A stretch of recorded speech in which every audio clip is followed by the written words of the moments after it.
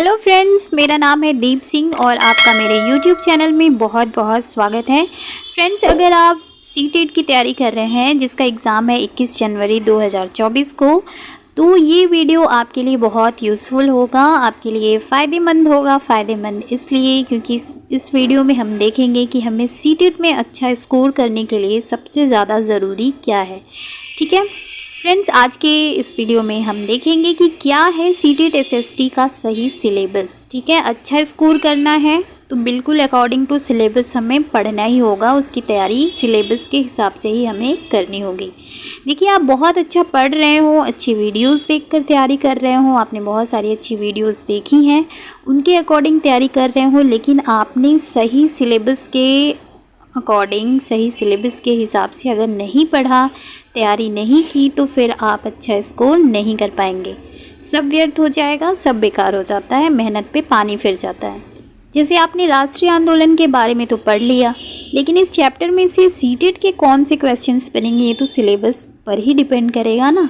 CTET पास करना बहुत आसान है फ्रेंड्स, बहुत कुछ ज़्यादा आपको नहीं पढ़ना, सिर्फ हमें ध्यान देना होता है सिलेबस पर।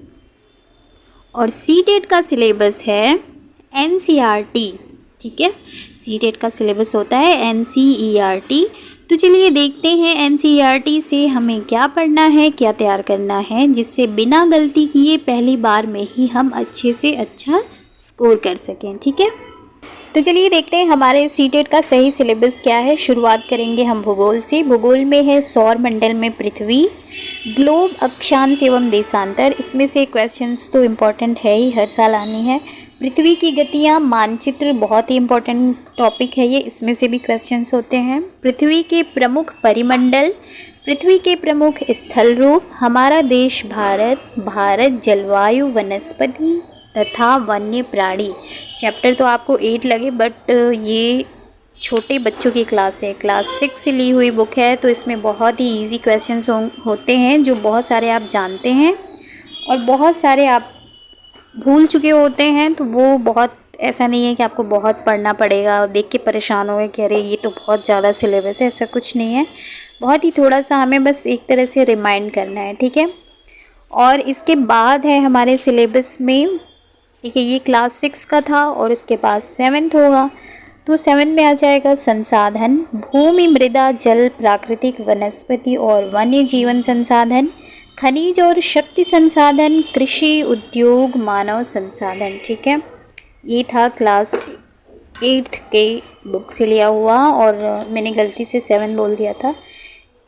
7th का जो हमारा सिलेबस है वो है पर्यावरण, हमारी पृथ्वी के अंदर, हमारी बदलती पृथ्वी, वायु, जल, प्राकृतिक, वनस्पति एवं वन्य जीवन, मानवीय पर्यावरण, बस्तियां, परिवहन और संचार, मानव पर्यावरण, अन्योन्य क्रिया, उष्णकटिबंधीय एवं उपोष्ण प्रदेश, शीतोष्ण घास स्थलों में जीवन, रेगिस्तान में जीवन। मोस्टली क्लास 6 और 7 की भूगोल की बुक से क्वेश्चंस होते हैं, ऐसा नहीं है कि 8th से नहीं होते, उससे भी होते हैं। और ये देखने में लगा कि इतने सारे चैप्टर, बट ऐसा कुछ भी नहीं है, बहुत ईजी है। उनमें से कुछ चैप्टर के क्वेश्चंस होते ही नहीं हैं, सिलेक्टेड होते हैं। तो ये तो हमारा भूगोल का हो गया। चलिए हम देखते हैं हिस्ट्री से क्वेश्चंस क्या होते हैं। हिस्ट्री से हो जाएगा क्या, कब, कहाँ और कैसे, आरंभिक मानव की खोज, भोजन संग्रह से उत्पादन तक, आरंभिक नगर, किताबें और कब्रें, राज्य, राजा और प्राचीन गणराज्य, अशोक एक अनोखा सम्राट। ये एंशिएंट हिस्ट्री से लिया हुआ है। इसके साथ ही खुशहाल गांव और समृद्ध शहर जो थे हमारे प्राचीन भारत में, व्यापारी, राजा और तीर्थयात्री, नए साम्राज्य और राज्य, इमारतें, चित्र और किताबों के बारे में दी हुई हैं जानकारियाँ। ठीक है, और किसी भी सम्राट के बारे में एक अलग सा चैप्टर नहीं है, अलग से चैप्टर है सिर्फ अशोक एक अनोखा सम्राट जिसने युद्ध का त्याग दिया। और इसके साथ ही ये जो बौद्ध और जैन धर्म है, ये बहुत ही इम्पोर्टेंट है, इससे तो एक क्वेश्चन आना ही आना है, इसको रट लीजिए। बौद्ध जैन से आपको एक क्वेश्चन ज़रूर से ज़रूर मिलेगा। ठीक है, और नेक्स्ट हिस्ट्री के टॉपिक्स क्या हैं।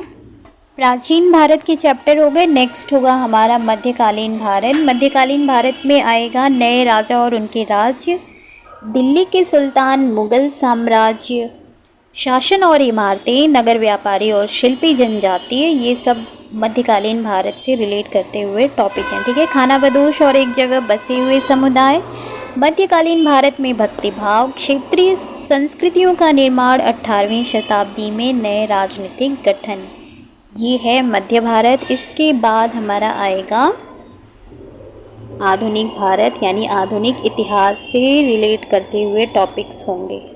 आधुनिक भारत में आपका हो जाएगा अंग्रेजी व्यापार का, यानी अंग्रेजों ने जो व्यापार शुरू किया था उससे व्यापार से साम्राज्य तक का सफ़र, ग्रामीण क्षेत्र पर शासन चलाना, आदिवासी बिरसा मुंडे और एक स्वर्ण युग की कल्पना, 1857 और उसके बाद की क्रांति के बारे में, उपनिवेशवाद और शहर दिल्ली एक राजधानी, उसके बारे में।